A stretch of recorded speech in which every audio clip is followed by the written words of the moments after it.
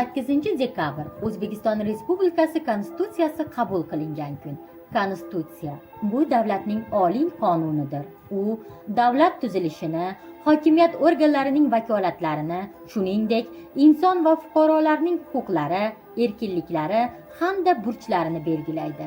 U davlatning asosiy prinsiplarini va barcha qonunlarning asosini tashkil etadi. O'zbekiston Respublikasining Konstitutsiyasi 1992-yil 8-dekabrda qabul qilingan. O'zbekiston Respublikasi Konstitutsiyasi 6 bo'lim, 26 bob, 128 moddadan iborat edi. O'zbekiston Respublikasi Konstitutsiyasi oliy yuridik kuchga ega. Prezident Konstitutsiyaga, qonunlarga asoslanib hamda ularni ijro etish yuzasidan respublikaning butun hududida majburiy kuchga ega bo'lgan farmonlar, qarorlar, farmoyishlar qabul qiladi.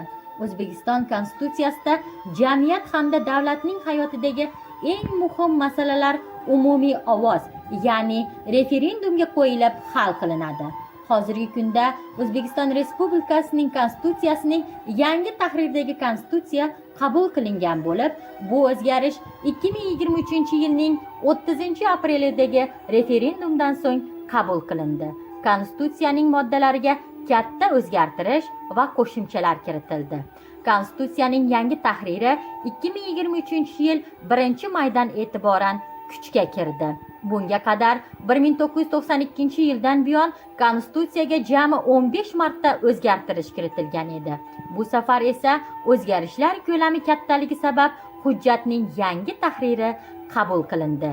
Yangilanish natijasida bosh qomusdagi moddalar soni 128 tadan 155 taga, undagi normalar esa 275 tadan 434 taga oshdi. Ya'ni yangi konstitutsiya 65% ga yangilandi. Baxtimiz qomusi bo'lgan konstitutsiyamiz millatidan qat'iy nazar barcha o'zbek xalqi fuqarosining butun bir imkoniyati va majburiyatlarini o'zida aks ettirgan bo'lib, hali uzoq yillar davomida yangi O'zbekistonning baxtli va kelajagi buyuk avlodlari uchun ham munosib xizmat qiladi.